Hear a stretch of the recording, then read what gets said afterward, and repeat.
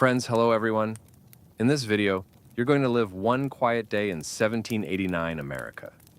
Not the grand paintings, not the famous speeches, not the heroic shortcuts. Just the ordinary hours most people actually felt.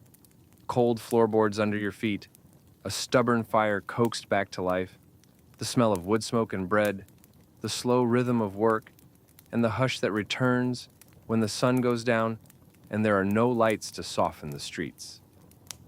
Here's what's coming, like a calm film trailer you can sink into. You wake before sunrise, when the room is still dark and your breath feels visible in the chill. You bring yesterday's embers back with careful hands and patient air. You step outside into a town that speaks softly, where a single wagon wheel sounds loud on packed earth. You drift through a market and hear the low murmurs of neighbors, trading food, news, and small worries in a brand new nation, still finding its balance. You feel the afternoon settle, warm and simple, then watch the evening fold inward again, candle by candle, and you end the day the way you began it, quiet, safe, and gently carried by firelight. Right now, friends, please subscribe to my YouTube channel, Forgotten Stories of America for Sleep. Like this video, turn on the bell, and leave a comment so I know you're here with me. And now, we begin. It is still dark when your eyes open. Not the kind of darkness that feels empty, but the kind that feels inhabited by quiet. The house has its own small sounds, even before anyone speaks. Wood settles. A draft slides under the door and brushes your ankles. Somewhere in the room, a kettle sits waiting, a dull shape beside the hearth. The air smells faintly of yesterday's smoke. You lie still for a moment under heavy blankets, listening. In 1789, morning does not arrive with a bright switch. It arrives the way a tide arrives, slowly, almost politely. First, there is the sense of time changing. Then a faint gray loosens the edge of the window. Then, finally, movement becomes worth the effort. You sit up carefully. The floor's cold. You find your stockings by touch, not sight.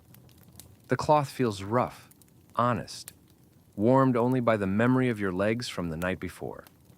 You pull them on, then reach for a wool layer, something that holds heat close without asking questions. Near the hearth, ash covers the embers from last night like a thin blanket. You kneel and stir the ash gently with a small iron tool. At first, nothing. Just gray powder in the dark shape of burned wood. Then, like a secret being revealed, a dim orange eye appears beneath the ash. One ember, still alive. You blow softly, careful not to scatter the ash too far. The ember brightens. You add kindling, thin and dry, and you wait. A flame catches with a quiet confidence, and suddenly the room has a center again.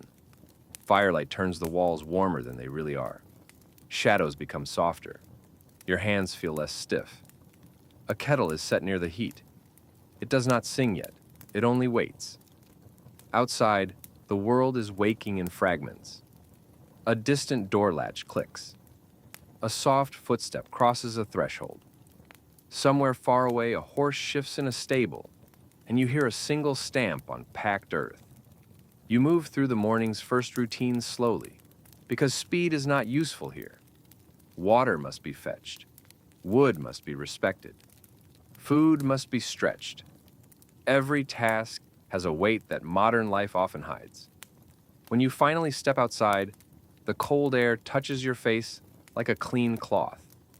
The street is dim, washed in early gray. No lamps glow along the road. No bright windows spill light. Most shutters are closed, keeping warmth and privacy inside. Chimney smoke rises in thin lines and disappears into the pale sky. The town feels close and quiet, like it is trying not to wake itself too quickly. Your breath becomes a small cloud. You hear the creak of a wagon somewhere, far down the lane. The sound travels cleanly through the cold air, and for a moment it feels louder than it should, as if the whole morning is listening.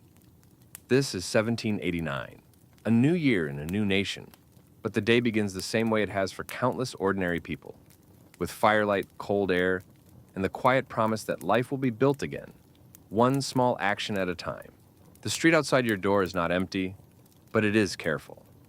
In this early hour, people move as if they are borrowing silence rather than owning it. A man crosses the lane with a bucket that knocks softly against his boot. He steadies it with his hand and keeps walking, shoulders slightly hunched against the cold. A woman steps out to shake a small rug once, then stops, as if the sound traveled too far. The morning light is thin, more gray than gold. It makes the world look honest. Wood is wood. Dirt is dirt. Breath is visible. Nothing is softened by brightness. You turn and walk slowly toward the place where the town begins to gather. A market square, a cluster of stalls, a few shop fronts with shutters still closed. The ground beneath your feet is packed earth with patches of frost. In some places, straw has been scattered to help with mud and ice. The straw crunches faintly when you step on it. That crunch is one of the first sounds that feels truly yours today. From somewhere nearby, you hear the faint scrape of a broom. Someone is sweeping a threshold, pushing yesterday's grit into a corner. The sound is steady and practical. It is a sound that says, the day is starting, whether you feel ready or not. As you pass a row of houses, you catch brief glimpses through cracks in shutters. A candle flame, small and stubborn.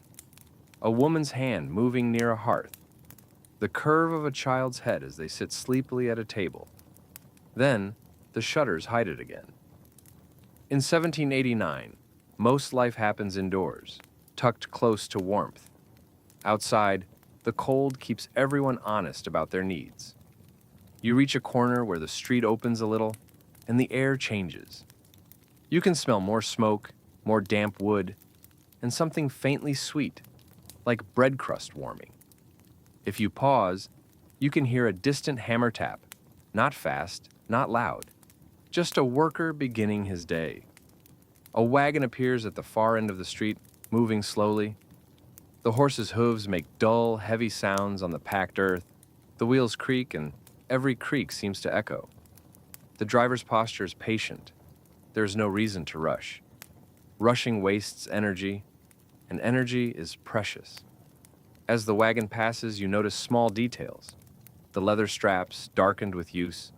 The rough wood sides, scarred and repaired. The faint steam rising from the horse's nostrils. The horse's coat looks damp along the neck, where sweat has cooled overnight. This is the kind of wealth that matters here. A strong animal, a working wagon, a load that will become food or fuel. The wagon carries barrels, likely something simple. Flour, salted goods, perhaps apples stored through the cold months. The smell that trails behind is faint but real, a mix of hay, animal warmth, and damp wood. Ahead, the market area begins to show signs of waking. A stall owner lifts a cloth cover. Another sets down a basket. A hand pats a stack of folded fabric, straightening it with quick, tidy motions. Voices are not loud yet, but they exist. Low greetings, brief questions, a soft laugh that dies quickly in the cold. You walk closer, and the smells grow clearer. Root vegetables, apples, smoke, wool. The faint sourness of barrels that once held fish. Somewhere nearby, a bell rings once, not celebratory, but informative. A steady note that marks time in a town that measures time by tasks. And in the middle of these small movements, you remember the strange truth of 1789. The country is new, but the morning is ancient. You are not walking through a history book. You are walking through a lived day where people do not feel like symbols. They feel like bodies in cold air, hands that need warmth, stomachs that need food, and minds that carry quiet worries. A vendor looks up and nods to you. Not a big nod, just the smallest recognition. Here, everyone is connected by proximity, by the fact that you share streets, share weather, share the same slow turning of the seasons. You stop near a stall where apples sit in a shallow wooden tray. Their skins are slightly dull in the winter light, but still beautiful in a modest way. You can smell them when you lean closer, crisp and faintly sweet, like a promise. The vendor's hands are red from cold. He rubs them together once, then gestures toward the apples with a quiet pride. He doesn't need a loud voice. The morning is still listening. You move along the line of stalls at the pace the day seems to prefer. Nothing here is designed for speed. Even the simplest exchange takes time. Coins are counted slowly. Goods are weighed by feel as much as by measure. People lean closer to hear one another because voices stay low, and because the cold makes everyone want to keep words close to the mouth. A woman in a wool shawl holds a small bundle against her chest. The cloth looks worn but clean. She asks the vendor a question you don't quite catch, and the vendor answers with a brief nod and a few quiet words. She shifts her bundle, listening carefully. Her eyes move over the apples, then over the root vegetables, then back to the apples again, as if choosing sweetness is a decision that must be justified. In 1789, comfort is not assumed. It is chosen, earned, or saved for. Nearby, a boy carries a basket that looks heavy for him. He walks with both hands gripping the handle, shoulders lifted, face serious. When he pauses, he sets the basket down carefully, as if the sound of a thud would be too much in this morning calm. A man, likely his father, adjusts the load and says something short and gentle. The boy nods and picks it up again, pride mixed with strain. You pass a table where cloth and thread are laid out. The colors are muted, natural, browns, grays, off-whites, the kind of shades that don't demand attention. A woman touches the fabric with her fingertips as if reading it. She lifts a corner, tests its weight. The vendor watches her hands, not her face, because hands tell you everything about need. A few steps farther, there's a barrel of salted goods. The smell is sharp. Brine, wood, and something deeper, like preserved meat. The vendor's hands are stained slightly from work. He doesn't flinch at the smell. It is simply the scent of winter survival. Overhead, the sky remains pale and clouded. There is no bright sun to make the scene cheerful. Yet the quiet of this market has its own warmth, because it is human. People are here. People are exchanging small kindnesses, small information, small necessities. As you walk, you catch fragments of conversation.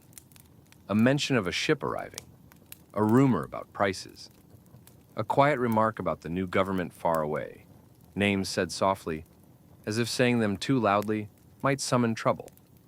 1789 is a year of beginnings, but also a year of uncertainty. You can feel it in how people speak. They do not talk about the future like it is guaranteed. They talk about it like a weather pattern that could change without warning. A man with a worn coat steps close to another and murmurs something, and the other man responds with a slow exhale, almost a sigh. Their faces are tired, but not hopeless, just practical. The kind of tiredness that comes from living through winters and working through them. You drift past a stall where fresh bread is being sold. The smell reaches you before you see it. Warm crust, slight sweetness, smoke from the oven clinging to the surface. It is one of the most comforting scents a human being can know. A woman behind the stall cuts a loaf carefully, her knife slow and steady. Each slice looks precious. She wraps a portion in cloth, hands moving with the ease of repetition.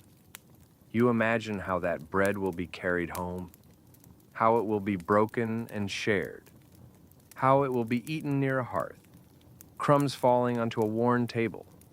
The market is not loud, but it is alive. A horse snorts near the edge of the square. You turn and see a small cart being unloaded. The horse's breath steams. The cart's wood is damp with cold. A man lifts a sack and sets it down with a controlled motion. He doesn't slam it. He lowers it, as if even sacks deserve gentleness in the morning. A child reaches toward the horse, curious. An adult's hand guides the child back. Not harshly, just a quiet correction. Animals can be unpredictable, and in 1789, a broken finger is not a minor inconvenience. As you keep walking, you begin to notice something else. The market is the heart of the town's day. But the town itself is still half asleep. Many shutters remain closed. Many doors remain shut. The street beyond the market is quiet enough that you can hear a distant rooster call, late and rough, as if even the rooster is not fully committed to mourning. The air is cold in your lungs, but clean. You pause at the edge of the square and look back. People move slowly among the stalls, wrapped in wool, faces slightly red, hands busy. Candlelight still glows faintly behind some shutters, stubborn against daylight's weak presence. Smoke rises from chimneys in thin lines. And you realize that this is what it means to live a quiet day in 1789 America. Not a parade of historic moments, but a collection of small scenes, each one made of ordinary human effort. Leaving the market behind, you follow a street that narrows as it moves between close-set buildings. The wind feels different here, less open. It slides along the walls and finds the gaps in your clothing with quiet precision. The smell changes too, becoming more wooden, more smoky, less sweet. Somewhere nearby, a hearth is burning stronger now, and the smoke from it carries a heavier scent, like oak or something damp being forced to burn anyway. A shopfront comes into view, its wooden sign hanging from iron brackets. The sign sways slightly, stiff from cold, and gives a small creak. The door beneath it is closed, but the frame glows faintly, as if warm light inside is pressing outward. You pass by and hear a soft sound, a voice, low, speaking to someone inside. The words are indistinct, but the tone is steady, calm. A tone that belongs to someone who is used to making the day work. Farther down, a cooper's yard is beginning to wake. You can smell fresh-cut wood, sharp and clean, and you hear the faint tap of a tool against a barrel hoop. The sound is not loud, but it has a rhythm. Tap, pause, tap. The kind of rhythm that tells you hands are doing their best work, not rushing, not wasting motion. You slow a little and look in. A man stands over a barrel, sleeves rolled, breath visible in the cold air even as he works. The barrel's wood is pale where it has been shaved clean. Iron hoops lie nearby, dark and heavy. The man lifts a hoop and fits it carefully, then strikes it with controlled hits, each one purposeful. This is a world where objects are made to last. A barrel is not a disposable thing. It is a vessel for food, for trade, for survival. It will cross roads and water. It will be loaded and unloaded. It will be repaired. It will be used until it can no longer hold anything, and then its wood will be burned. The man's face is focused, not angry, not dramatic, just present. You continue on, and the street opens slightly near a stable. The stable doors half open, and you catch the smell of hay and animal warmth. A horse shifts inside, and the sound of hooves on packed earth is dull and solid. A stable hand steps out carrying a bucket. His cheeks are red from cold. He pours water into a trough, and the sound is surprisingly loud in the quiet street. He pauses afterward as if he, too, is aware of how much sound water can make. In the doorway of a nearby house, a woman stands for a moment, watching the street. She holds a cloth in her hands. Perhaps she's about to step out to hang it, or perhaps she is simply waiting for someone to pass. She nods once when she sees you, not a greeting exactly, more a recognition. You are here, I am here. The day is happening. Then she goes back inside and the door closes gently. You begin to understand how much of this day is made of doors. Doors opening briefly to release warmth. Doors closing to keep it in. Doors that separate street from home, noise from quiet, cold from firelight. At the end of the lane, you reach a spot where you can see a little farther ahead, and you notice the faint line of the waterfront in the distance. The air carries salt even here, thin but unmistakable.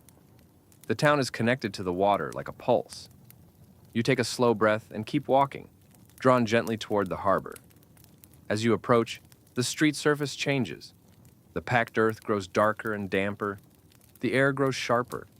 You smell tar and rope. You hear the faint creak of wood and the slow, repeating lap of water. A ship's mast rises above the roofline, and for a moment it looks like a dark tree against the pale sky. You step closer and the harbor opens in front of you like a different world. The water is gray and heavy. The docks are wooden and worn. Barrels are stacked near the edge. Rope coils lie like sleeping snakes. Men move quietly, not because the harbor is silent, but because the work here requires attention. A rope dropped wrong can break a foot. A barrel rolled wrong can crush a hand. A slip on wet boards can end a life. So the voices are low, orders are short, movements are careful. You pause near the edge of the dock and watch the day breathe. 1789. America is not loud heroism. It is quiet work, close to cold water, with hands that know what they are doing. At the harbor, the day feels wider. The buildings do not press in as closely. The wind has more room to move, and it takes advantage of it, sliding across the water and up onto the docks with a cold, salty confidence. It carries the smell of seaweed, wet wood, tar, and rope that has been handled 1,000 times. The dock boards are dark with dampness. In places, they shine faintly where water is splashed and dried, then splashed again. If you step too quickly, your boot can slide. Everyone here knows that, so everyone steps with care. A sailor passes you with his coat pulled tight. His hair is tucked beneath a cap. His hands look rough and slightly cracked, the skin darkened by salt and work. He glances toward the water, then toward a stack of barrels, and keeps moving. The harbor teaches people to look at two things at once. Near a mooring post, a rope tightens and loosens with the slow shift of a ship. The rope makes a small, strained sound, and the ship answers with a low creak from deep inside its wooden bones. It's not an alarming sound. It's a living sound, like a house settling in the night. A man kneels near a coil of rope and checks a knot. He pulls it once hard, then once more, and nods to himself. He doesn't smile. A knot holding is not a joy. It's a requirement. He stands and wipes his hands on his coat, as if the rope left a taste on his skin. Farther down, two men roll a barrel carefully. The barrel makes a steady wooden rumble across the boards. Their voices are low and short, using only the words needed for timing. Now. Easy. Hold. The barrel is guided, not pushed. It's placed with intention, as if the dock itself deserves respect. You watch the way people move and realize something quiet but important. In 1789, skill looks like calm. The most competent hands here are not dramatic. They are steady. They do not waste energy.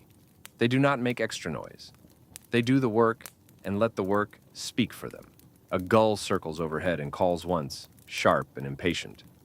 Its sound cuts through the harbor's muted rhythm, then fades as it glides away. The water keeps lapping at the pilings, patient and repetitive, like the slow breathing of something enormous. You walk along the edge, keeping a safe distance from where the boards drop into gray water. The surface moves in small patterns, and now and then you see a darker shape beneath, a shadow of a wave or something drifting. The cold makes the water feel heavier, as if even the harbor is moving more slowly today. A ship's bell rings once somewhere, not loud, not urgent. Just a clean note that feels like a marker in time. A few heads turn, then everyone returns to their tasks. You pass a stack of crates stamped with faint markings. You can't make out the words clearly, but you can guess what they might hold. Cloth, tools, dried goods, maybe something that will be traded inland. The crates smell like wood and old spice. The air around them carries faint sweetness beneath the salt. A man stands near the crates and speaks quietly to another. You catch only fragments. Price. Philadelphia. New law. And then the words vanish into wind. The country is new. The rules are shifting. Everyone is listening, always listening, even while their hands are busy. You pause near the end of the dock and look back toward the town. From here, the streets seem smaller. The houses sit close together, chimneys exhaling thin smoke into the pale sky. The market is somewhere behind those walls. The morning routines continue. Firelight, bread, wool, small tasks. And out here, the harbor ties the town to the wider world, carrying goods, rumors, and weather. A quiet day in 1789. America is not isolated. It is connected by rope, by wood, by water. You take a slow breath of salt air, then turn away from the edge and begin walking back toward the streets, ready to let the day carry you into its next calm scene. Leaving the harbor, you feel the wind change again. The salt thins as you move inland, replaced by smoke and earth and the faint scent of food. The streets narrow. Buildings draw closer. The sound of water fades behind you, and in its place you hear smaller things. A broom on a doorstep, a dog shaking itself, the soft murmur of voices inside a shop. A door opens as you pass, and warm air spills out for a moment, smelling of wool and wood smoke. You glimpse a dim interior where someone bends over a counter, hands busy, face half lit by a window that doesn't give much light. Then the door closes again, and the warmth is sealed inside. You continue toward the center of town, where daily life gathers in quieter ways than the harbor. A narrow lane leads you past a small workshop. The window is cloudy, imperfect glass. Inside, a man works at a bench, shoulders rounded, head bent. You can't hear every sound, but you catch the tap of a tool, the scrape of wood, the faint clink of metal against metal. His work is not loud, it is patient. Outside the workshop, small curls of wood shavings have drifted near the threshold like pale leaves. They catch in the cracks of the step. The smell is clean, sharp, and comforting, like fresh-cut pine. Farther along, you see a woman carrying a basket covered with cloth. She walks carefully, not rushing. Her eyes scan the street the way people do when they are carrying something precious, even if it's only food. She nods once to a neighbor, and the neighbor nods back. No words needed. In 1789, the town is full of these small acknowledgments. Not big friendliness, just recognition. A man stands near a doorway, splitting kindling with controlled movements. The axe rises and falls with a quiet rhythm. Each piece of wood is stacked neatly, because neatness saves time later when the fire needs feeding. The man pauses, flexes his fingers once, then continues. You pass a well or a pump where someone is drawing water. The handle squeaks softly. The bucket fills with a sound that feels too loud for such a calm day. The person steadies the bucket and carries it away, careful not to spill. A child trails behind, small footsteps quick, then slow, then quick again. The child stops to look at a crack in the street where a bit of ice has formed. A finger reaches toward it, touches it, then pulls back with a small startled smile at how cold it feels. A parent calls the child's name, not sharply, just enough to remind, keep moving. The day is not hurried, but it does not wait forever. As you walk, you begin to notice how people dress for the day. Wool layers, sturdy shoes, shawls pulled tight, caps low over ears. Clothing here is not fashion first, it is shelter. You turn another corner and hear a new smell, something warm cooking, perhaps a pot of broth or a stew.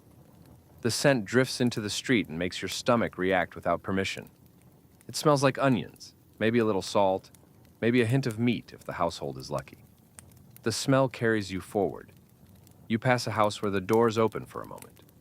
Inside, you see a table, a chair, a hearth glowing faintly. Someone moves near the fire, stirring a pot slowly. The motion is calm, repetitive, and the steam rising from the pot looks like a soft ghost. Then the door closes again, and you're back in the street. You realize how much the day is made of these glimpses. A second of warmth, a second of work, a second of quiet life behind wood and glass. And as late morning begins to drift toward midday, the town's sounds grow slightly fuller. Not loud, just more present, more footsteps, more voices, more carts. The day is building, slowly. By midday, the light is steadier, though still pale. The sun does not blaze. It sits behind thin cloud, turning the world into muted colors: brown wood, gray stone, off-white smoke, the dark blue of distant shadows. The cold remains, but it softens a little when you stand near a wall that has held warmth all morning. The street you're on has more movement now. A cart rolls past, carrying sacks that smell faintly of grain. The horse walks with an unhurried patience, hooves landing with dull thuds. The driver's hands hold the reins loosely, trusting the animal to know the route. People step aside without complaint. Everyone understands that roads belong to work. From a nearby doorway, you hear a short burst of conversation, then laughter that quickly quiets. A shopkeeper leans out, exchanges a few words with a neighbor, then retreats inside. The door closes gently, as if the town is still mindful of noise, even during the day. You pass a small eating place or kitchen corner where something is being served. The smell is stronger here, warm and inviting. Broth, bread, maybe a bit of fat, maybe herbs. A person stands with a simple bowl, blowing on steam, shoulders relaxing for a moment as the warmth reaches their face. Food in 1789 is not a casual thing. It is a pause that matters. You continue walking, and the street widens enough to show a little open space, maybe a common area where people pass through. A few children are there, not playing wildly, but moving in short bursts, running a few steps, stopping, looking back to make sure an adult is watching. Their laughter is small and quick, like birdsong. A woman calls a child back, and the child returns, not sulking, just obeying. The child knows rules. The town knows rules. Safety is not a slogan here. It is built into behavior. Near a fence, a man repairs something with a calm focus. He holds a piece of wood steady, then uses a tool with careful pressure. The scrape of it is soft, but clear. He pauses to check his work, then continues. Nothing is wasted. Not time, not effort, not materials. You notice the small details that make this day feel real. The way smoke clings to wool coats. The way people blink a little longer when they step into bright outdoor light after being indoors. The way hands are always doing something. Carrying, tying, mending, adjusting. In the distance, you hear a bell ring, perhaps marking midday. The sound is steady and clean. People do not stop. But the bell gives the day a shape, like a spine running through hours. You take a slow breath and feel the quiet strength of routine. This is a new nation, yes, but most people are not living in speeches. They are living in meals, in chores, in careful savings, in warmth collected from a fire. And as midday passes, the town settles into the gentlest part of the day, when work continues, but energy becomes smoother, less sharp. A quiet day in 1789. America does not explode with events. It flows. The afternoon arrives softly. The busiest edges of morning have smoothed out, and the town feels like it's moving on steady rails. Not rushing, not stopping, just continuing.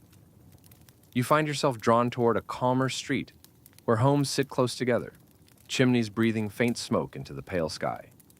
The air here smells more like hearths than markets, less salt, more wood. A woman stands at a doorway shaking out a cloth. She does it once, twice, then folds it neatly over her arm.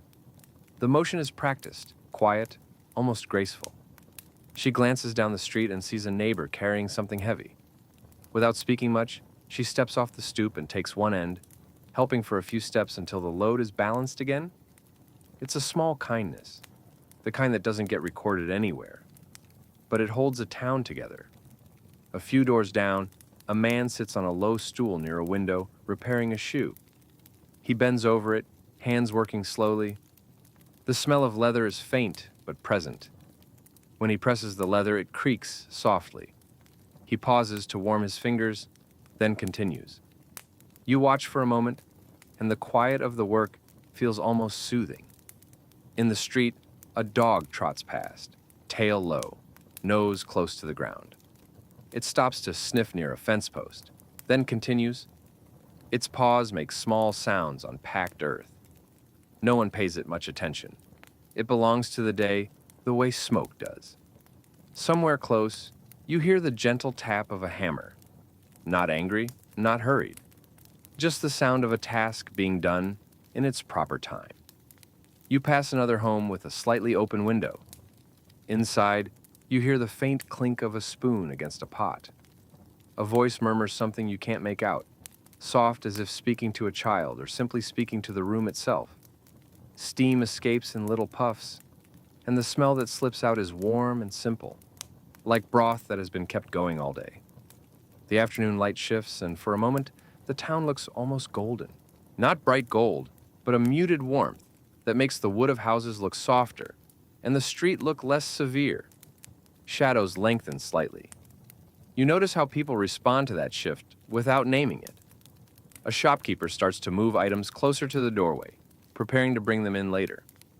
A woman tucks her shawl tighter, anticipating evening chill. A child is called closer to home, their roaming radius shrinking as the day begins to tilt toward night. The rhythm is gentle but firm.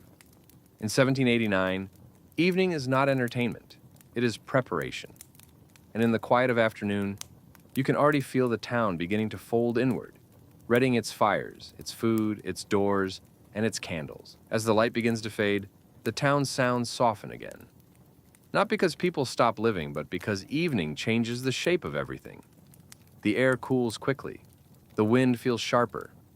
The streets, which looked ordinary at midday, start to look narrower as shadows gather along the walls. You pass a small shop where the owner is closing for the day. A wooden shutter is lowered and latched. The hinge creaks once, then quiets. The owner tests the latch with a firm touch, then steps back, satisfied. Across the street, a woman carries a small bundle of kindling into her home. The sticks are thin and dry, chosen carefully. She disappears inside, and the door closes gently behind her, keeping warmth in and cold out. A cart rolls past with fewer goods now. The wheels sound louder in the thinning street noise. A horse snorts, breath steaming. The driver's coat is pulled tight, and the driver's eyes are already thinking about supper and fire. Near a doorway, you smell something stronger, evening food. A pot has been simmering, and now the household is ready to eat. The scent is warm and slightly salty. You hear a voice call someone inside, a short phrase, then the soft scrape of a chair on a floor. More shutters close, more doors latch. The town is not shutting down like a machine turning off. It is turning inward, like a person pulling a blanket up, protecting warmth, and then you notice it. The first candle. A small point of amber behind a window. Faint at first, then steady. The candle does not brighten the street. It only makes the room behind that window feel lived in. A few steps farther, another candle appears. Then another. Boston, or any American town like it in 1789, becomes a scattered constellation of private light.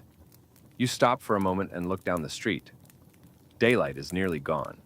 The sky is a dim gray blue. Chimney smoke is more visible now, darker against the fading sky. The wind carries it in thin strands. Somewhere in the distance, a bell rings, marking evening. The sound feels slower now, as if it too is tired. And as the last of the daylight drains away, you understand what makes this time so different from anything modern. Night is not assisted here. No lamps switch on, no streets glow. People create their own light, and they keep it close. You continue walking, and the dark gathers around you like water, leaving only the faint candle dots to guide the imagination. The quiet day is becoming a quiet night. Night arrives fully, and the world changes its rules. The street you're on is now mostly shadow. Shapes exist more than details. The outline of a fence, the darker block of a house, the pale blur of chimney smoke drifting upward. Your own footsteps sound clearer, as if the dark is listening. Ahead, a lantern moves slowly, carried low by someone walking with purpose. The lantern's glow makes a small circle on the ground, revealing stones, straw, a patch of ice. The person steps carefully through that circle and lets the darkness close behind them. A door opens somewhere, and warm light spills out for a moment, painting the threshold in amber. You catch a brief smell. Wood smoke, cooked food, wool drying near a hearth. Then the door closes, and the light becomes private again. In the distance, you hear a few low voices, perhaps from a tavern or a home, where neighbors have gathered briefly. The voices are not loud. They murmur, then fade. At night, sound doesn't need to be big to feel present. A dog barks once, then stops. A horse shifts in a stable and stamps softly. Somewhere close, you hear a kettle lid tremble with a tiny metallic tick. All of it feels close to the ground, close to the body, close to survival. You walk past windows where candlelight leaks through shutters in thin lines. The light looks like it's breathing, brightening and dimming slightly as someone moves inside. You can almost picture the scenes behind each shutter. A family at a table, bowls scraped clean, hands passing bread, a child's head nodding with sleep, a parent banking the hearth, careful with embers. The candlelight does not look like luxury, it looks like care.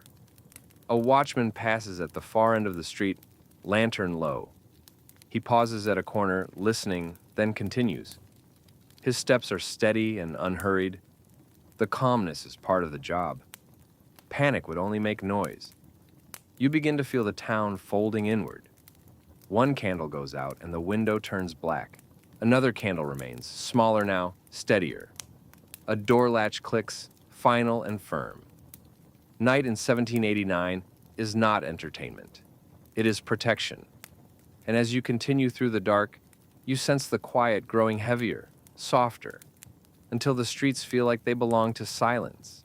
The later it gets, the smaller the town becomes. Not in size, but in what is available to you. Darkness narrows choices. It tells you where you can safely go and where you shouldn't bother trying. It turns every familiar street into a corridor of shadow, every corner into a question. A lantern glows in the distance, then turns away and disappears. For a moment, the street feels even darker, as if the lantern took a little warmth with it.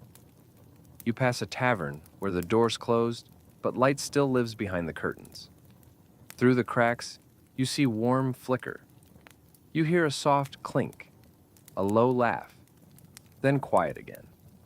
The tavern is a pocket of warmth, but it keeps its voice down. Further along, a home window shows candlelight. A silhouette crosses behind the curtain.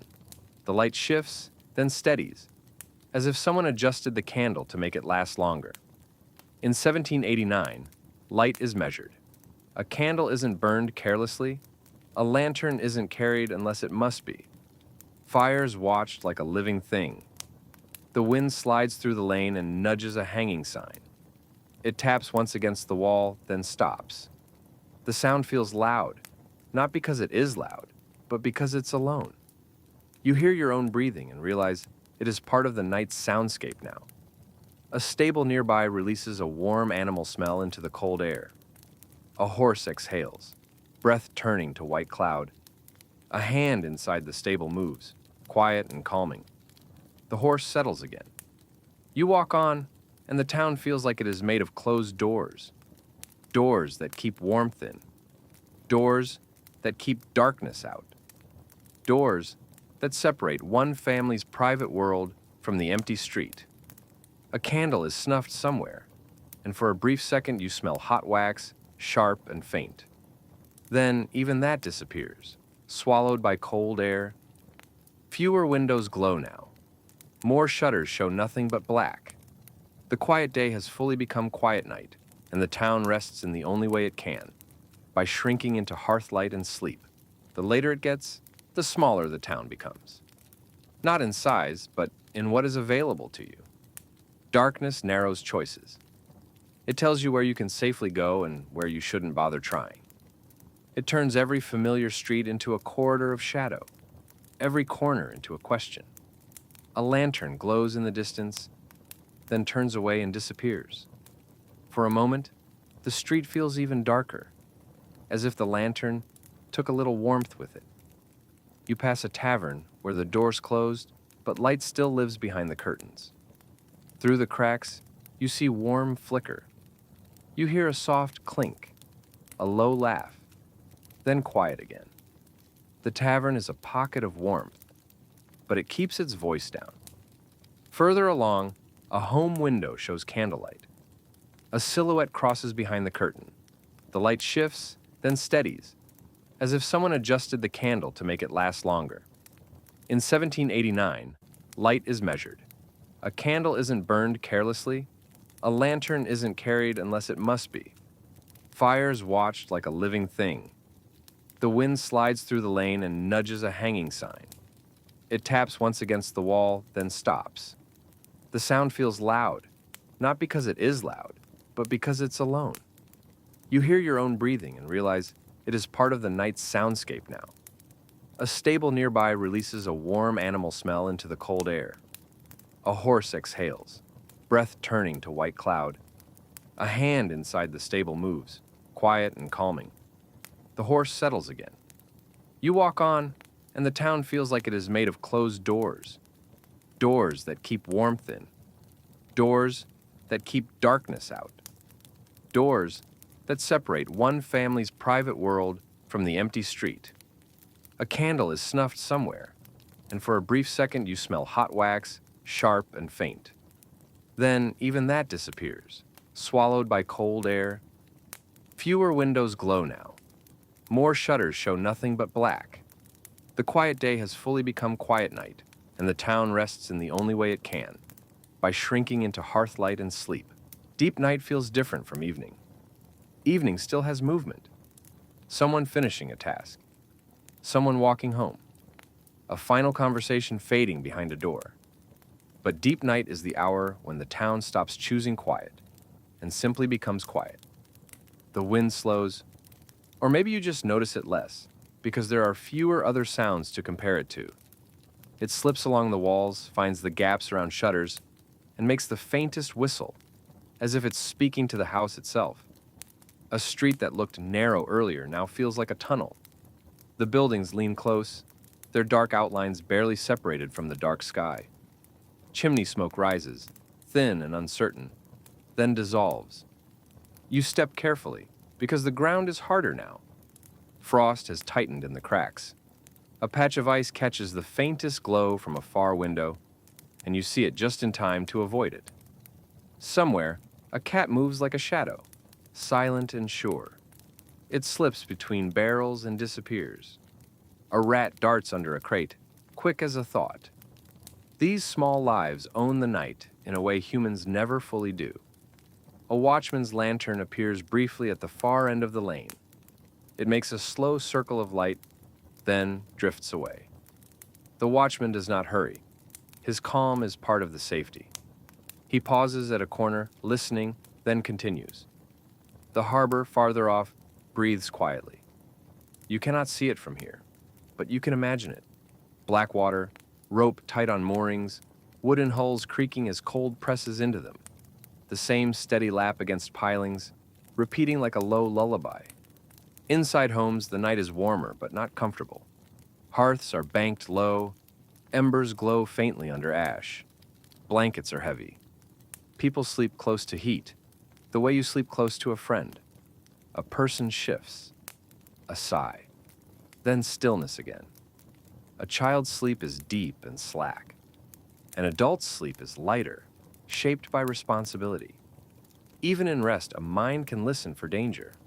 Fire, wind, a strange sound at the door. But tonight, nothing urgent arrives. The town stays quiet. And in that quiet, you can feel something soothing. The simple truth that this world, without electricity, without endless light, was built for darkness. Built to let night be night. Before dawn, the cold sharpens. It feels as if the night gathers itself into one last clean edge, making everything harder and clearer. Breath comes out thicker. Wood feels stiffer. Even silence feels more solid. The sky is still dark, but not completely. Somewhere above the rooftops, there's a faint thinning, a barely noticeable change, like a curtain being lifted a finger's width. A watchman near the edge of town slows his pace. His lantern flame looks smaller now, less important against the coming gray. He pauses, listening, then keeps walking, finishing his rounds as if closing a book. Inside a home, someone wakes without fully meaning to. The body knows the cold hour. A hand reaches for a blanket edge and pulls it tighter. A shoulder turns. A quiet exhale. In the hearth, embers still live under ash. A tiny orange glow holds on like a promise. A rooster calls somewhere, rough and distant. The sound travels through the dark streets and lands softly against shutters and doors. Then another rooster answers. The town does not wake suddenly. It loosens. A shutter shifts. A floorboard creaks. A kettle is lifted carefully, metal faintly tapping. In 1789, morning begins with fire. Someone kneels by the hearth, stirs ash, finds the ember, and breathes life into it. Kindling catches. A flame appears. The room gains a center again. The quiet day is returning. Dawn spreads slowly, pale and careful. It doesn't warm the town, but it reveals it. Roof lines, fence posts, the uneven edges of packed earth roads. Chimney smoke becomes visible again as thin gray threads rising into a sky that still looks tired. A door opens somewhere, just a crack. Warm air slips out, carrying the smell of wood smoke and last night's embers. Then the door closes again, as if the house is reluctant to give away any heat. You hear the first real signs of morning work. A bucket being set down, a pump handle squeaking, a broom sweeping a step. None of it is loud, but it is steady, and it gives the day a shape. In a small home, a kettle begins to steam. A cup is placed on a table. Bread is set out, not much, but enough. Hands warm near the hearth for an extra moment, because that warmth will be missed once the day pulls people outside again. A child is guided out of blankets and into clothing. Wool layers, stockings, shoes. The child blinks at the gray light, face still soft with sleep. Outside, a dog trots down a lane, nose close to the ground, following scents left behind from yesterday. Its tail moves slowly, content. The quiet day begins again, not with a grand start, but with small motions that add up to life. By mid-morning, the town has found its rhythm again.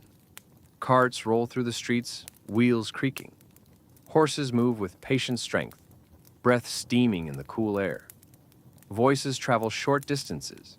Greetings, quick questions, brief bargains. The market begins to fill, but it never becomes frantic. People move with purpose, not with speed. A vendor lifts a cloth, sets out goods, rubs cold hands together. A customer leans in, points, nods, counts coins slowly. You notice the little signs that night happened. A candle stub on a windowsill. Wax drips hardened on a holder. Ash cleaned carefully from a hearth and saved where it can be saved. Nothing is thrown away lightly. A baker's smell drifts into the street again, warm and comforting. Someone carries a loaf wrapped in cloth, holding it close as if heat itself is precious. A child walks alongside, stealing small breaths of the smell like it's a treat. The sky remains muted, but the town feels steadier now. The new nation's uncertainty doesn't vanish, but daily life continues anyway.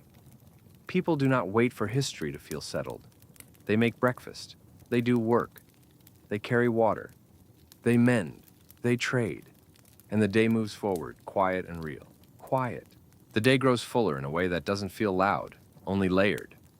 By late morning, the town has settled into its working posture. Doors open and close with regularity. Footsteps repeat along familiar routes. The air itself seems busier, carrying more smells and more small sounds, as if every home and shop has started breathing at once. You walk along a street where the sun can't quite decide what it wants to do. It stays behind thin cloud, turning the light into something soft and flat, like linen stretched over a window. Shadows exist, but they have gentle edges. Nothing is harsh. Even the cold feels less sharp than it did at dawn, though it still lingers in the ground and in the shaded corners beside buildings. On your left, a shop front has its shutters open now. Inside, the room is dim but active. You catch a glimpse of shelves and hanging tools, the shapes of everyday goods, and a person behind a counter leaning forward to hear a customer. Their conversation is not meant for the street. It stays private and quiet, but you can see the exchange in their hands. A coin placed down, a small item set into a palm, a nod that means agreement. In this world, trade is intimate. It happens face to face, close enough that you can smell smoke in someone's coat and see the red in their knuckles from cold. A little farther on, a craftsman's work spills into the open air. A man stands outside with a wooden piece braced against his knee. He shaves it carefully with a blade, pulling long curls from the wood. Each curl falls like pale ribbon and gathers in a soft pile at his feet. The sound of the blade is quiet, a dry whisper. He pauses to inspect the edge, runs his thumb along it, then continues. There is something hypnotic about the steadiness of the work. Not dramatic labor, not frantic effort. Just a calm rhythm, repeated until the object becomes what it must become. Nearby, a woman steps out of a doorway with a basket. The basket is covered with cloth, tucked down tightly as if guarding warmth. She carries it with both hands, arms slightly tense, careful not to bump it into the doorframe. She looks down the street, then crosses, stepping around a muddy patch that has not fully frozen. As she passes, you smell something faint and comforting from beneath the cloth. Bread, or perhaps a small pie, or something warm wrapped to keep it warm. She walks as if she knows exactly where she's going, and she does not waste time with wandering. A child follows behind her at a distance, not asked to carry, just asked to stay close. The child's steps are quicker, lighter. The child pauses at a fence post and touches the icy wood with a fingertip, then jerks the hand back, surprised by the cold. The woman doesn't scold. She only glances back and the child moves again, learning the unspoken rule: curiosity is allowed, but the day keeps moving. A cart passes, and the street makes room for it. The cart is not large, but it is heavy with something that smells like grain. The sacks are tied down with rope, the rope darkened by use. The horse pulling the cart walks with a slow, steady patience, head slightly lowered, ears flicking. Its breath blooms in pale clouds, drifting upward and fading. The driver sits upright, not tense, one hand on the reins, the other resting on the edge of the cart. He looks at the street ahead, then briefly to the side, watching people without staring. He is calm in the way of someone who has traveled these roads many times. If the horse stops, he will know why. If the wheel catches on a rut, he will feel it before he sees it. The cartwheels creak as they pass, and you realize again how sound behaves differently here. There is no constant hum of machines. So, a creak is a meaningful thing. It marks movement. It tells you what is happening in the street without needing your eyes. As the cart disappears, a brief quiet returns behind it, like water smoothing after a boat passes. You continue walking toward a part of town where the smell of cooking grows stronger. The day grows fuller in a way that doesn't feel loud, only layered. By late morning, the town has settled into its working posture. Doors open and close with regularity. Footsteps repeat along familiar routes. The air itself seems busier, carrying more smells and more small sounds, as if every home and shop has started breathing at once. You walk along a street where the sun can't quite decide what it wants to do. It stays behind thin cloud, turning the light into something soft and flat, like linen stretched over a window. Shadows exist, but they have gentle edges. Nothing is harsh. Even the cold feels less sharp than it did at dawn, though it still lingers in the ground and in the shaded corners beside buildings. On your left, a shop front has its shutters open now. Inside, the room is dim but active. You catch a glimpse of shelves and hanging tools, the shapes of everyday goods, and a person behind a counter leaning forward to hear a customer. Their conversation is not meant for the street. It stays private and quiet, but you can see the exchange in their hands. A coin placed down, a small item set into a palm, a nod that means agreement. In this world, trade is intimate. It happens face to face, close enough that you can smell smoke in someone's coat and see the red in their knuckles from cold. A little farther on, a craftsman's work spills into the open air. A man stands outside with a wooden piece braced against his knee. He shaves it carefully with a blade, pulling long curls from the wood. Each curl falls like pale ribbon and gathers in a soft pile at his feet. The sound of the blade is quiet, a dry whisper. He pauses to inspect the edge, runs his thumb along it, then continues. There is something hypnotic about the steadiness of the work. Not dramatic labor, not frantic effort. Just a calm rhythm, repeated until the object becomes what it must become. Nearby, a woman steps out of a doorway with a basket. The basket is covered with cloth, tucked down tightly as if guarding warmth. She carries it with both hands, arms slightly tense, careful not to bump it into the doorframe. She looks down the street, then crosses, stepping around a muddy patch that has not fully frozen. As she passes, you smell something faint and comforting from beneath the cloth. Bread, or perhaps a small pie, or something warm wrapped to keep it warm. She walks as if she knows exactly where she's going, and she does not waste time with wandering. A child follows behind her at a distance, not asked to carry, just asked to stay close. The child's steps are quicker, lighter. The child pauses at a fence post and touches the icy wood with a fingertip, then jerks the hand back, surprised by the cold. The woman doesn't scold. She only glances back and the child moves again, learning the unspoken rule: curiosity is allowed, but the day keeps moving. A cart passes, and the street makes room for it. The cart is not large, but it is heavy with something that smells like grain. The sacks are tied down with rope, the rope darkened by use. The horse pulling the cart walks with a slow, steady patience, head slightly lowered, ears flicking. Its breath blooms in pale clouds, drifting upward and fading. The driver sits upright, not tense, one hand on the reins, the other resting on the edge of the cart. He looks at the street ahead, then briefly to the side, watching people without staring. He is calm in the way of someone who has traveled these roads many times. If the horse stops, he will know why. If the wheel catches on a rut, he will feel it before he sees it. The cartwheels creak as they pass, and you realize again how sound behaves differently here. There is no constant hum of machines. So, a creak is a meaningful thing. It marks movement. It tells you what is happening in the street without needing your eyes. As the cart disappears, a brief quiet returns behind it, like water smoothing after a boat passes. You continue walking toward a part of town where the smell of cooking grows stronger. It's not always a rich smell. Often it is simple. Broth, boiled root vegetables, a little salt, a little fat if the household has it. But the warmth of it moves through the air, and it makes your body react. You feel it in your stomach, in the soft pull of hunger.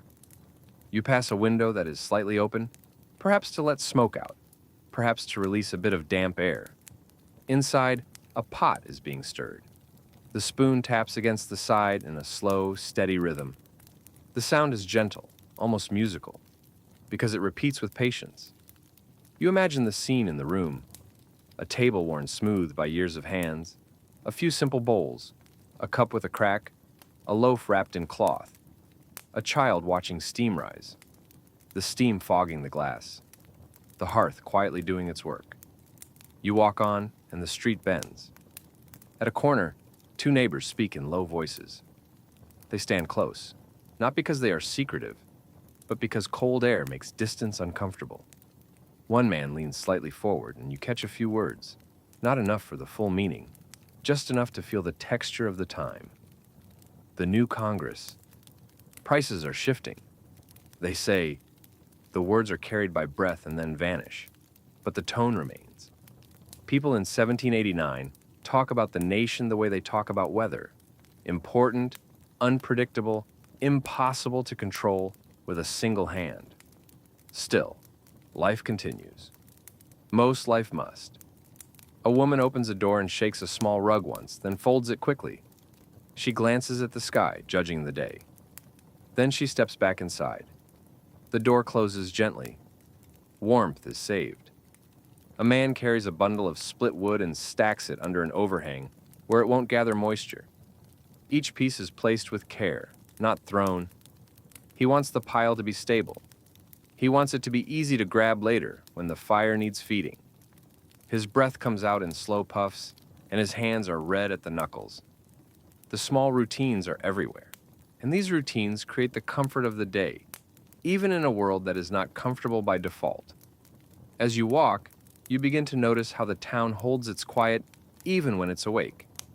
Yes, there are more voices now, more footsteps, more movement, but the overall tone is still gentle. People do not shout unless they must.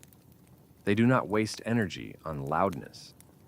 They conserve strength the same way they conserve light, because night will come again. And with it, candles will be lit carefully. Shutters will be closed. Doors will be checked. The town will fold inward like it always does. But for now, it is late morning in 1789, and the day is fully alive in its ordinary way. Warm bread carried under cloth, tools whispering against wood, carts creaking past, and quiet human voices stitching the hours together. As the sun reaches its highest point, the day settles into a calm middle, not the restless beginning of morning, and not the closing hush of evening, but the steady center where work feels most natural. The town is awake now, fully itself, and the quiet that remains is not emptiness. It is discipline. It is habit. It is the way people live when energy must be spent wisely. You find yourself near a broader street, one that carries more traffic between the market and the waterfront. The ground here is more worn, pressed smooth by countless boots and wheels. In places, the earth has hardened into ridges, where carts have carved lines over time. Straw lies scattered, flattened, and slightly damp, helping to soften mud that would otherwise swallow shoes. A pair of men pass, carrying a long wooden pole between them. They move carefully, speaking in short phrases, each adjusting their grip at the same moment. When they pass a narrow section between buildings, they angle the pole without stopping, as if they have done this exact maneuver 100 times. Behind them, a woman carries a small bundle wrapped in cloth and tied with string. The bundle is held close to her chest, as though it contains something fragile. It might be fabric, it might be food, it might be something meant to last a long time. Her fingers curl slightly around the knot, checking its tightness without looking down. Her eyes stay forward, watching the path. The air smells of many things layered together. Wood smoke always, drifting from chimneys and clinging to wool. A faint animal smell from horses and stables. A sharper, more metallic smell near a smith's corner. And woven through it, the warm scent of cooking, the steady promise that somewhere a pot is simmering. You pass a doorway where a young person stands holding a broom. They sweep with slow strokes, pushing grit and straw away from the threshold. Each stroke is deliberate. The broom bristles whisper against the wood. When the young person pauses, they lean on the broom handle for a moment, watching the street, eyes calm and thoughtful. You can tell they are listening, not for danger, but for the shape of the day. In 1789, listening is part of life. Without constant noise to fill every second, the mind learns to notice the small shifts. A change in wind, a new voice in the street, a cart arriving earlier than usual. Every detail could mean something practical. Farther down, you see a small group gathered near a stall or a shop counter. Their heads are close together. Their voices are low, but their expressions are alert. This is how news travels. Not as headlines, but as murmurs. You drift closer, not intruding, just passing slowly enough to catch fragments. A bill. They argue. New York. The price of flour. Then the words break apart as you move on. But you feel what the words do to the group. They make shoulders tighten slightly. They make a man rub his chin. They make a woman press her lips together, as if weighing what she heard against what she needs to do today.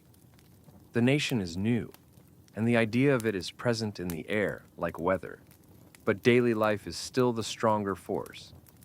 A cart turns a corner and one wheel hits a rut, jolting. The driver steadies himself and clicks his tongue at the horse. The horse flicks an ear and keeps moving. The cart creaks and complains, then settles again into its rhythm. A child runs 2 steps, then stops, as if remembering not to run too far. The child's cheeks are pink from cold and excitement. An adult calls softly, not angry, just anchoring the child back to the world of rules. The child returns, glancing over a shoulder with one last look at the street, as if it's a playground that must be negotiated carefully. You pass a small open area where sunlight, weak as it is, reaches the ground.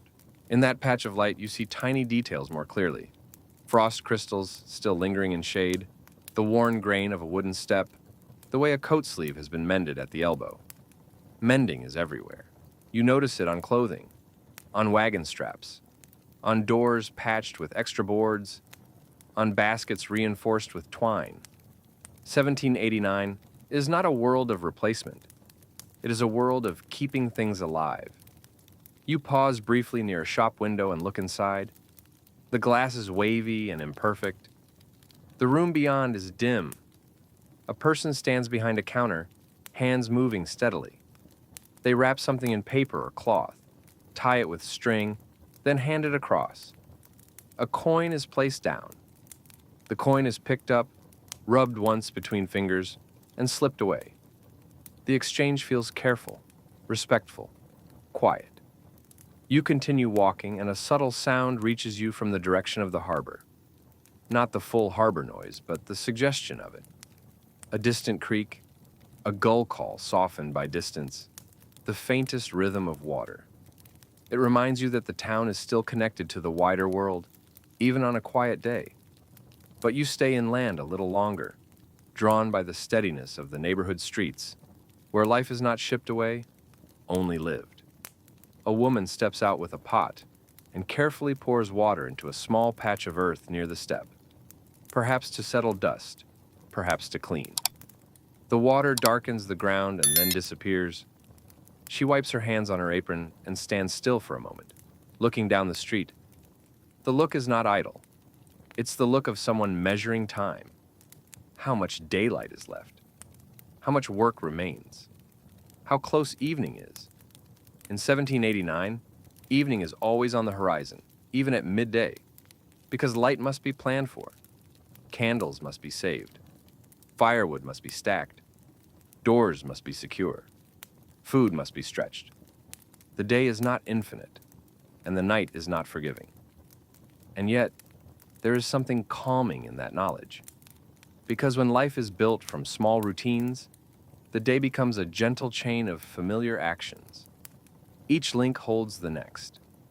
You feel that calm as you keep walking, letting the quiet middle of the day carry you forward, one soft sound at a time. As afternoon deepens, the town begins to feel slightly heavier. Not in a sad way, but in a physical way. The air cools again. The light turns more slanted and thin. Shadows stretch longer between buildings, and the edges of the street begin to look softer, as if dusk is already testing the shape of things. People notice, even if they don't say it aloud. You see it in the way a woman lifts her shawl higher on her shoulders. You see it in the way a man glances at the sky with a quick, practiced look. You see it in the way a shopkeeper moves a few items closer to the interior of the shop, preparing for closing without rushing. The day is still awake, but it is beginning to lean toward evening. You find yourself near the market again, but now it's quieter than it was in the morning. The busiest exchanges have passed. The goods remaining are being sorted. A cloth is draped over a basket. A barrel lid is checked. A vendor rubs his hands together, then blows warm breath into them before tying a knot. A cart rolls by with a smaller load now, perhaps carrying what didn't sell or carrying something needed elsewhere. The wheels sound a little louder in the thinning noise. A horse's hooves thud softly. The driver's face looks tired but calm. You pass a stall where herbs are laid out in small bundles. The smell is faint and earthy.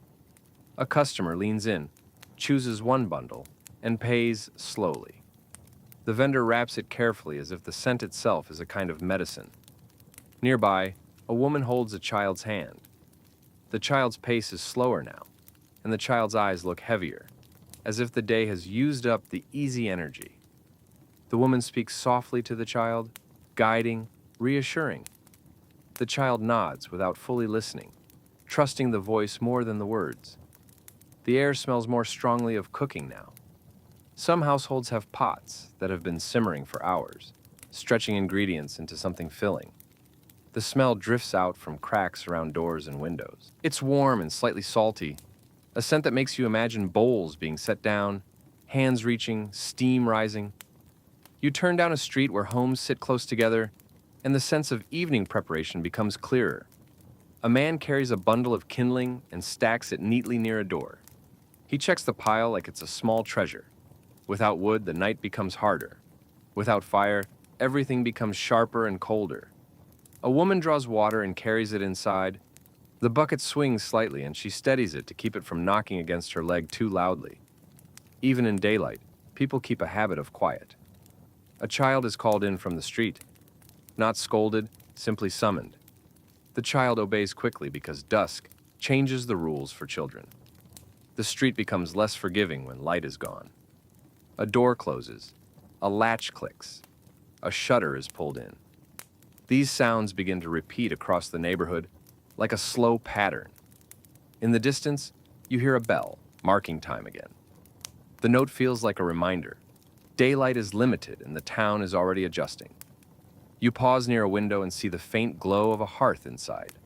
Someone is moving near it, stirring, tending, preparing. The room looks warm in a way the street never does. The warmth is private, held behind wood and glass, and you realize that this is part of what makes a quiet day in 1789. America feels so different from anything modern. Evening is not a background. Evening is an event. It requires choices. It requires readiness. And as the light continues to fade, the town begins to fold inward, one household at a time, preparing to live again by firelight and candle flame. Dusk arrives gradually and then all at once. One moment the street still has shape and distance, and the next it feels closer, as if the dark has stepped forward and pulled the buildings in tighter. The sky turns a muted blue-gray. Chimney smoke becomes darker against it, drifting in thin, tired strands. You walk slowly, noticing how quickly the town changes its behavior. A shopkeeper lowers a wooden shutter and secures it. The hinge creaks, then settles. He tests the latch with a firm hand and nods to himself, satisfied. He does not leave it half done. Half done means trouble later, when the street is dark. A woman steps outside to bring in a small bundle left on the stoop. She gathers it quickly, then pauses to look down the lane. Her eyes scan the street with a quiet caution that feels more like habit than fear. She steps back inside and closes the door gently, sealing warmth and safety behind wood. A cart passes, one of the last of the day. The wheels sound louder now because the street noise has thinned. The horse's breath comes out in thick clouds. The driver's coat is pulled tight, and his face is set in that calm, tired expression of someone thinking only of home. A dog trots past and disappears between two buildings. Then, the first candle appears, a small amber point behind a shutter, faint at first, then steady. A few steps later, another, then another. The town becomes a quiet constellation of private light, each flame held close, each window a small world. The street itself remains dark. There are no lamps to guide you, no steady glow to make distance feel safe. People who move now carry their own light, lanterns held low, flames shielded from wind. You see one lantern in the distance, bobbing gently as someone walks. The lantern's glow touches the ground in a small moving circle. Packed earth, frost, straw. Beyond that circle, the darkness stays firm. A door opens and warm light spills out briefly, painting the threshold in a patch of street in gold. You catch a breath of smell. Wood smoke, cooked food, damp wool drying near a hearth. A voice speaks softly inside. Then the door closes, and the light becomes private again. From somewhere nearby, you hear the quiet murmur of a household settling into evening. A chair scrape, a bowl placed down, a gentle call for someone to come sit. The sounds are not loud, but they are clear. Evening in 1789 is not entertainment and noise. It is gathering. It is warmth drawn close. It is the day folding into a smaller, safer shape. You continue walking, and the air feels colder now. Your breath shows more strongly. The wind is sharper. You pass windows where candlelight leaks through shutter cracks in thin lines, like the house is breathing light. And as dusk deepens into night, the quiet grows thicker, softer, until it feels like the whole town is lowering its voice together. Night settles fully, and the town becomes a different place. The street you're on is mostly shadow now, with only occasional hints of light. A candle behind shutters, a lantern moving in the distance, a brief spill of warmth when a door opens, then closes again. Your footsteps feel louder in the dark. Not because you're stomping, but because the night amplifies small sounds when there's nothing else competing. In 1789, silence is not a rare thing. It is the natural condition of the world after the day's work is done. A lantern passes at the far end of the lane, carried low. The person holding it keeps their shoulders slightly hunched against cold wind. The flame is protected by glass, but still, the lantern feels fragile. The glow makes a small pool of amber on the ground and reveals frost and uneven patches. Then it moves on, and the darkness returns, like water closing behind a boat. You walk past a house where the shutters are tight, but thin lines of candlelight leak through the cracks. The lines shift slightly as someone moves inside. The light brightens, then dims. It's not dramatic. It's intimate, like watching the heartbeat of a home. You imagine what's happening behind those shutters. A pot being set aside after supper. A cup rinsed carefully. Hands wiping a table. A child being guided into blankets. The evening routines are quiet because they have to be. Candlelight does not encourage chaos. It encourages calm, careful movement. Farther along, you hear a low murmur of voices. A tavern, perhaps. The sound is not rowdy. It's soft, like conversation wrapped in wool. A brief laugh rises, then fades quickly, swallowed by tiredness or by respect for the hour. You pass the tavern door and catch a scent. Smoke, ale, damp coats drying, a trace of stew. The warmth inside is almost visible, but the street remains cold. Night in 1789 draws boundaries. Warmth is inside. Cold is outside. Light is private. Darkness is communal. A watchman pauses at a corner, lantern low, listening. His posture is steady, patient. He turns his head slightly as if tasting the night with his ears. Then he continues walking, boots placed carefully, calm as a rule. The town is folding inward now. More windows go dark. One candle is pinched out, and the smoke smell of hot wax briefly escapes, then disappears into the cold. You keep walking through the quiet, and the day you lived begins to feel like it's being gently erased behind you, replaced by the night's soft command. Move slowly, speak quietly, keep your flame safe, let the world rest. The deeper the night becomes, the more the town feels like a collection of hidden rooms, rather than a single public place. In daylight, streets connect everyone. You can see faces. You can read intentions in posture and movement. You can step into a market, a shop, a yard, and feel yourself part of a shared world. But at night in 1789, the shared world dissolves. What remains is the private world behind shutters and doors, and the public world becomes mostly darkness, mostly cold air, mostly silence. You walk slowly, letting your eyes adjust. There is no steady light to help you, only little hints. A dim rectangle where a window holds candlelight. A thin line of glow leaking from a doorframe. A lantern moving like a firefly farther down the lane. The ground under your boots is packed hard, tightened by cold. In places, frost has gathered in the shallow dips where daytime moisture lingered. A thin layer of ice makes the surface slick, and you naturally shorten your stride, placing each foot with the cautious intelligence of someone who knows that a fall in this world is not simply embarrassing. It can mean injury, and injury can mean loss of work, and loss of work can mean hunger. The cold air smells cleaner at night, stripped of the busy day's mixture. Yet, it still holds the town's signature scents in quiet layers. Wood smoke, always, drifting from chimney tops, thinning as it rises. Damp wood from fences and steps that absorbed moisture. A faint animal smell from stables and yards. And occasionally, close to certain doors, the soft breath of cooked food. You pass one house where the Candlelight is strong enough to paint the inside of shutters a warm amber.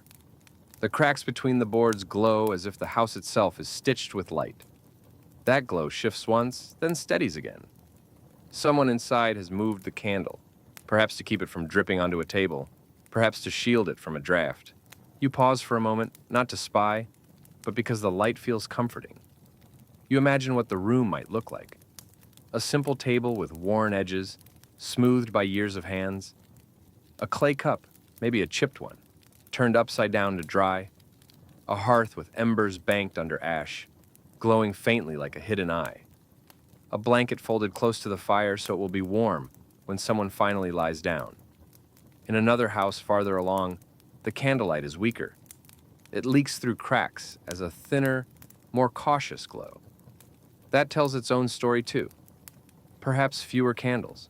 Perhaps a household careful not to waste. Perhaps someone already preparing to pinch the flame out.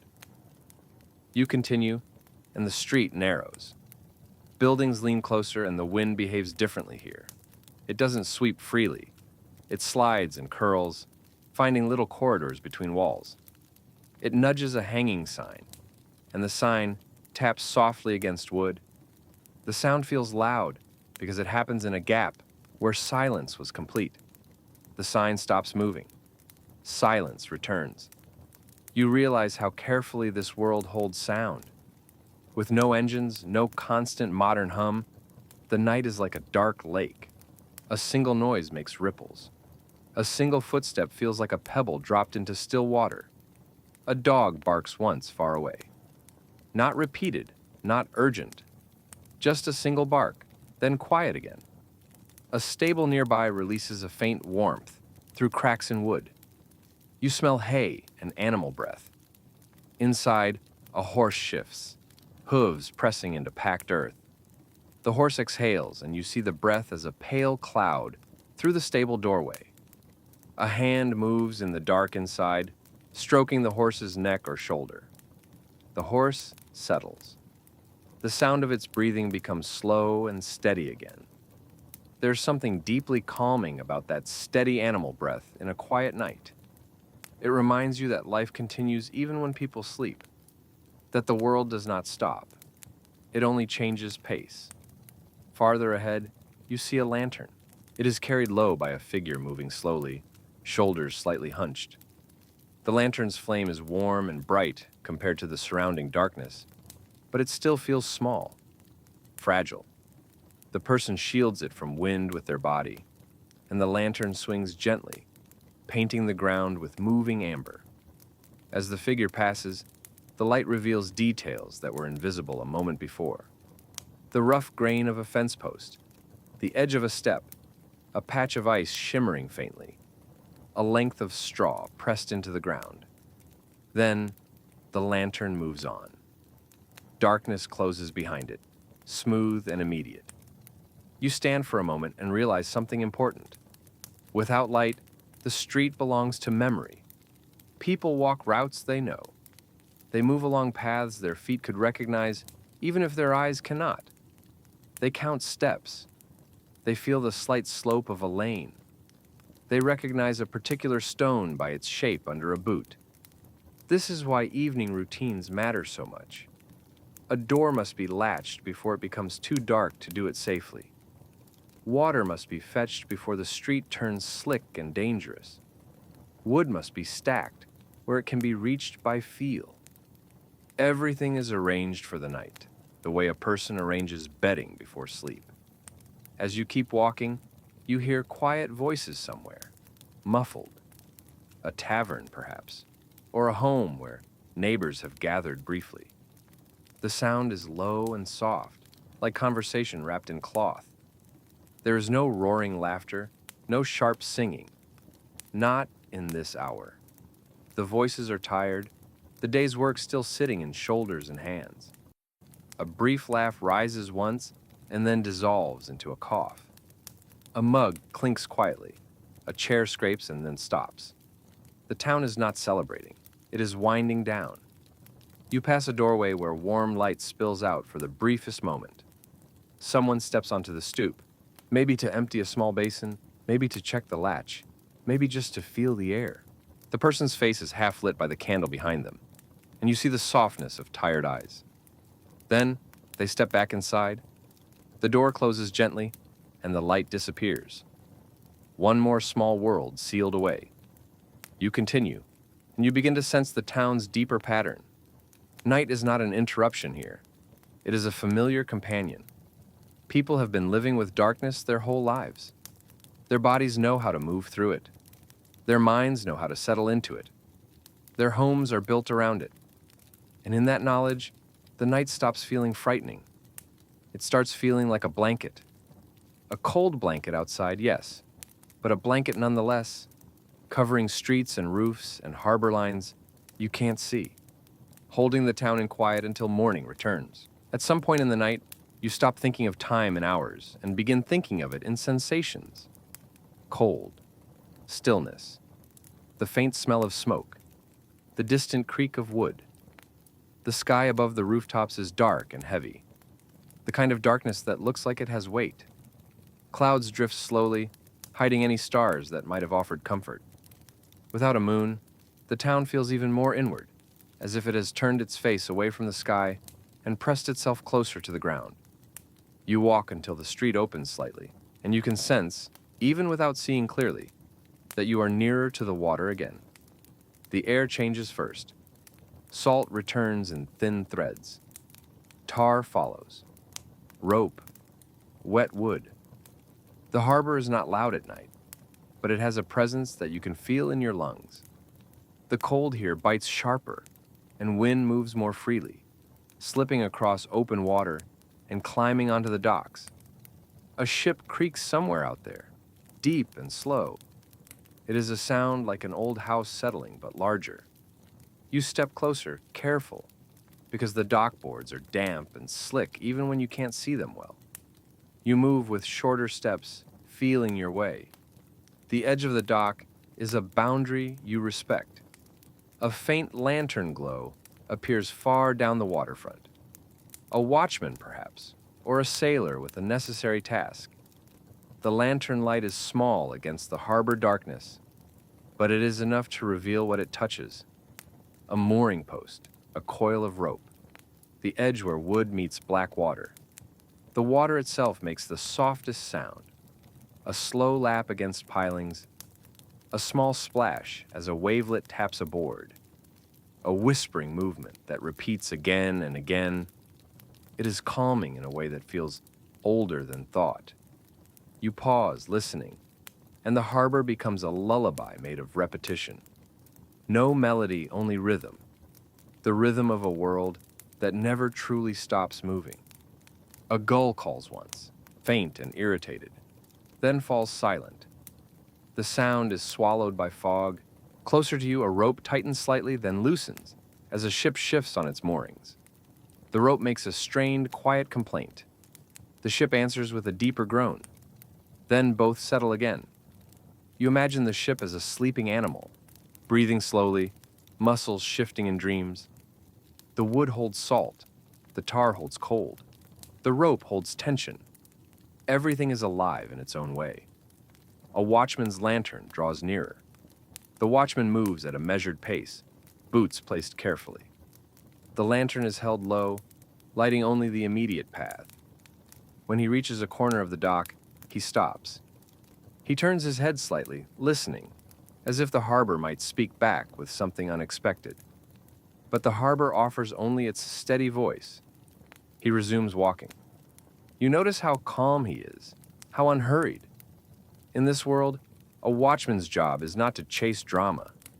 It is to maintain steadiness, to be present, to keep routine. The watchman passes you at a respectful distance, eyes scanning without staring. He nods slightly, acknowledging a fellow human shape in the dark. Then he continues. As his lantern moves away, the dock returns to shadow. The darkness does not feel aggressive. It feels natural, as if the harbor was never meant to be fully seen at night. You turn away from the water and begin walking back toward the town's tighter streets, following the faint lines of buildings. The farther you go from the harbor, the more the air warms slightly. Not truly warm, but less sharp. Smoke returns, and the smell of homes settles around you again. You pass a window where the candlelight is still burning, late into the night. That tells a story too. Maybe someone is ill, and a caregiver stays awake. Maybe someone is finishing a necessary task by firelight. Maybe someone is waiting for a family member to come home. Or maybe someone simply can't sleep, mind restless in the darkness. The candle flickers once, then steadies. You continue on. In another house, a candle is pinched out. You smell hot wax for a moment, sharp and brief. Then the window goes dark, and the house becomes a quiet shape again. The hour before dawn is the coldest, and it feels as if the town knows it. Everything tightens. Wood contracts. Iron feels sharper. Breath comes out thicker, more visible, and it lingers for a moment longer before dissolving. The air is so still at times that even the faintest sound seems to hover. You stand in the street and listen, and the night offers you only a few simple things. A distant ship creak from the direction of the harbor. A soft shift inside a stable. The whisper of wind along shutters, then silence again. Above the rooftops, the sky begins to change, almost imperceptibly. The black does not become light yet. It becomes less black. A faint thinning appears near the horizon, like a curtain pulled a finger's width. A watchman, finishing his final pass, moves more slowly now. His lantern flame looks smaller against the coming gray. He pauses at a corner, turns his head, listens one last time. Nothing urgent. That, in itself, is success. Inside homes, people stir without fully waking. A blanket is pulled higher. A body turns toward the faint warmth of a banked hearth. A child exhales a long, soft breath and remains asleep. In one house, a small sound. A kettle being lifted, set down again with care. Someone is awake early, either by habit or by necessity. In 1789, necessity often decides. A rooster calls, distant and rough. The sound travels cleanly through the cold air and seems to land on every roof, every fence, every closed door. After a pause, another rooster answers, then another. The town does not respond with sudden motion. It responds with slow loosening. A shutter shifts. A door latch clicks. A floorboard creaks. And then, in a home close by, the first fire is coaxed back to life. Ash is stirred gently. A hidden ember glows orange. A soft breath feeds it. Kindling catches. The room gains its center again. The smell of fresh smoke begins to rise into the morning air, thin and comforting. The town is waking not with noise, but with routine. The quiet day is returning. Dawn spreads across the town like a slow hand smoothing a blanket. It does not arrive bright. It arrives pale and patient, turning roofs from black to dark gray, then to weathered brown. It reveals fence posts, steps, the uneven edges of packed earth roads. It makes chimney smoke visible again, thin threads climbing into a sky that still looks tired. Some doors open briefly, just enough to let out warm air and the scent of embers. Then they close again, careful to keep heat inside. A bucket is carried. A pump handle squeaks. A broom begins its steady sweep across a threshold. The town rebuilds itself through small motions. In a kitchen, a kettle steams. A cup is set down. A piece of bread is placed on a table. Hands hover near the hearth for an extra moment, soaking up warmth before the day pulls them away. A child is guided into clothing, wool layers and stockings, hair smoothed with a hand that has done this 1,000 mornings. The child blinks into the gray light and leans toward the fire, drawn to its calm. Outside, a cartwheel creaks to life somewhere, and the sound travels cleanly, marking the day's return. A horse snorts, breath blooming white. A vendor at the market lifts a cloth and begins to set out goods again, hands red from cold but steady. And as the morning grows, you understand what it truly means to live one quiet day in 1789 America. It isn't a parade of famous moments. It is a chain of ordinary scenes, each one made from attention and routine. Fire coaxed from embers. water carried carefully, food stretched and shared, work done steadily, doors latched, candles saved, light kept close. The new nation exists in the background, like distant weather. But life is built in kitchens, streets, docks, workshops, and quiet conversations near shutters. And when night comes again, it will do what it always does in this world. It will fold the town inward.